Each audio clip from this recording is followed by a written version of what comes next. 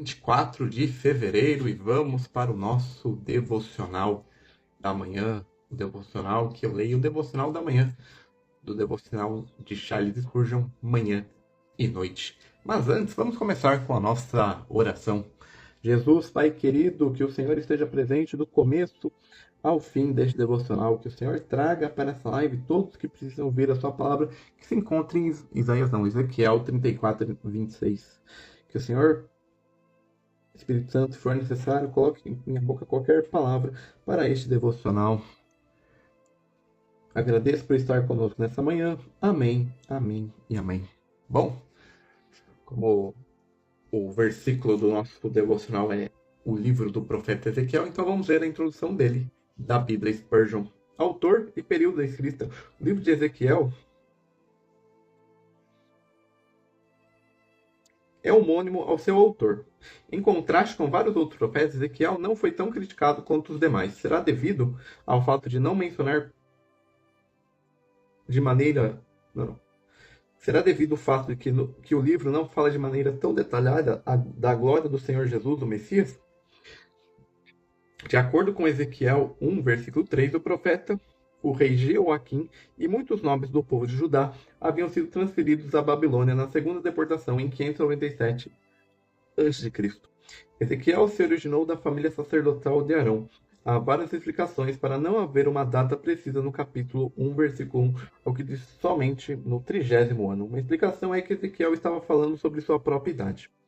Ezequiel era casado, sua esposa faleceu no dia que Jerusalém foi atacada. Depois que ele foi levado ao cativeiro, ele viveu em sua própria casa em Tel Abide, próximo ao rio Quebar, e ele era estimado pelos judeus que haviam sido levados em cativeiro, visto que foram vê-lo mais de uma vez. Ezequiel começou seu ministério profético no 5º ano de cativeiro, ou seja, no ano 593 a.C. Naquele tempo, Daniel, o profeta, o qual Ezequiel provavelmente conhecia, já era prisioneiro no palácio do rei da Babilônia havia cerca de 12 anos. A última mensagem datada de Ezequiel foi transmitida no 27º ano de cativeiro, ou seja, 571 a.C. Desta forma, Ezequiel profetizou em Babilônia por pelo menos 22 anos. Em seu livro, Ezequiel dá a data exata de 13 de suas profecias em ordem de suas profecias.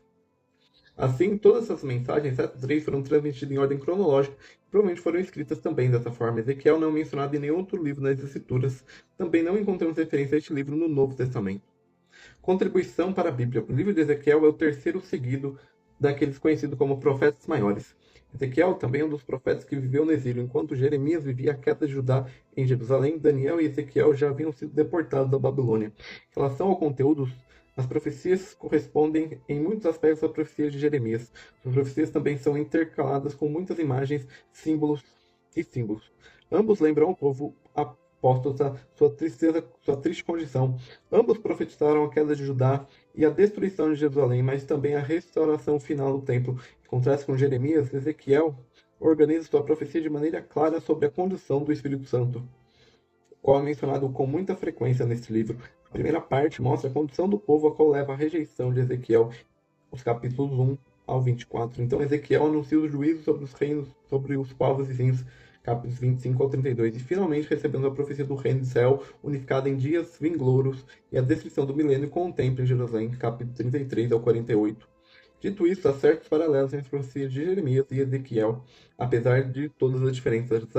Já Ezequiel e Daniel se complementam mutuamente. Daniel descreve a história de 4 grandes impérios mundiais proféticos, ou seja, o tempo das nações, enquanto Ezequiel descreve os eventos antes e depois da destruição de Jerusalém. É por isso que o aparecimento do Messias, sua primeira e segunda via, não é descrito. Estrutura. Ezequiel e o Novo Testamento. Nas referências diretas do livro de Ezequiel no Novo Testamento, podemos, no entanto, ver uma alusão a Ezequiel em João 3, onde o Senhor Jesus está falando com Nicodemos, um governante dos judeus, sobre a necessidade do novo nascimento. O nascimento da água e do Espírito é a condição divina para que se entre no reino de Deus na terra. Ezequiel já havia escrito que Deus ajuntaria o seu povo, limpando sua imundície e seus ídolos com água pura, colocando um novo espírito e seu espírito dentro deles. Nicodemos deveria saber disso, visto que o Senhor lhe pergunta: tu é mestre em Israel e não entende essas coisas? Há várias semelhanças entre Ezequiel e o livro de Apocalipse.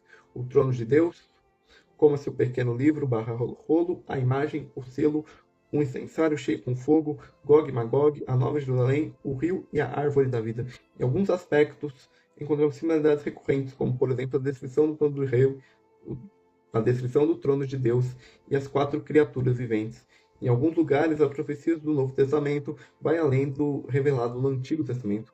Vemos então a Jerusalém terrena em Ezequiel, mas a Jerusalém celestial em Apocalipse. A glória de Jeová. A glória de Jeová, a qual é o sinal visível da presença de Deus com seu povo Israel, tem um papel importante em Ezequiel. A glória é representada em forma de nuvem no santuário do templo. Compare com Êxodo 40:35 e 1 Reis 8, versículos 10 ao 11. Ezequiel menciona nuvens nas seguintes referências. Quando Jeová rejeita seu povo, esta nuvem de glória deixa o templo e a cidade de Jerusalém. Contudo, a nuvem reaparece ao final do livro, habitando no novo templo do milênio. Desde então, a nuvem só foi vista uma vez durante esse longo intervalo. Ela está na transfiguração do Senhor Jesus, no monte. Panorama do conteúdo, a gente vai ler sobre o capítulo 34, que é o capítulo do nosso devocional. Os pastores de Israel e o verdadeiro pastor. E essa é a introdução do livro do profeta Ezequiel. Vamos ler agora o nosso devocional da manhã. Farei descer a nuvem ao seu tempo. Serão chuvas de bênçãos. Ezequiel 34, versículo 26. Eis uma soberana misericórdia. Farei descer a chuva ao seu tempo. Isso não é misericórdia soberana divina? Pois quem pode dizer, farei descer a chuva, senão Deus? Apenas uma voz que pode falar com as nuvens e mandar que venham as chuvas. Quem envia a chuva sobre a terra? Quem espalha as gotas sobre a erva verde? Não sou eu, o Senhor? Portanto, a graça é presente de Deus e não deve ser criada pelo homem. É também uma graça necessária. O que seria do solo sem as chuvas? Você poderia quebrar os torrões da terra, poderia lançar sementes, mas o que pode fazer sem a chuva? Tão absolutamente necessária é a bênção divina. Em vão é bênção divina. Em vão você trabalha, até que Deus conceda chuva em abundância e envie a salvação. Então é a graça abundante. Farei descer a chuva. Ele não diz farei descer gotas, mas chuva. O mesmo acontece com a sua graça. Se Deus concede uma bênção, normalmente dá em tal medida, ao ponto de não haver espaço suficiente para recebê-la. Graça abundante. Queremos graça abundante para nos manter humildes, nos fazer orantes, nos fazer santos, graça abundante para nos tornar zelosos, nos preservar nessa vida e finalmente nos levar para o céu. Nada podemos fazer sem saturantes chuvas de graça. Novamente, é uma graça ao seu tempo. Farei descer a chuva ao seu tempo. Qual o tempo essa manhã? É o tempo da seca? Então este é o tempo para chuvas. É a estação de grande sofrimento e nuvens escuras? Então esse é o tempo para chuvas. Com os teus dias durará a tua paz. Eis uma bênção diversificada. Serão chuvas de bênçãos. A palavra está no plural. Deus enviará todo tipo de bênçãos. Todas as bênçãos de Deus virão juntas, como elos de uma corrente de ouro. Ele dá a graça da conversão, também dá a graça do conforto. Ele enviará chuva de bênçãos. Olhe para cima hoje, ó planta ressecada, e abre suas folhas e flores para uma chuva celestial. E esse é o nosso devocional da manhã. Mais tarde, hoje às 9 horas lá no TikTok, nós temos o nosso devocional da noite. Então, tenha um bom resto de terça-feira e até amanhã. Aqui no Instagram, provavelmente nós teremos uma live um pouco mais tarde, talvez umas 10 ou 11 horas, aí eu vou fazer o devocional do dia aqui.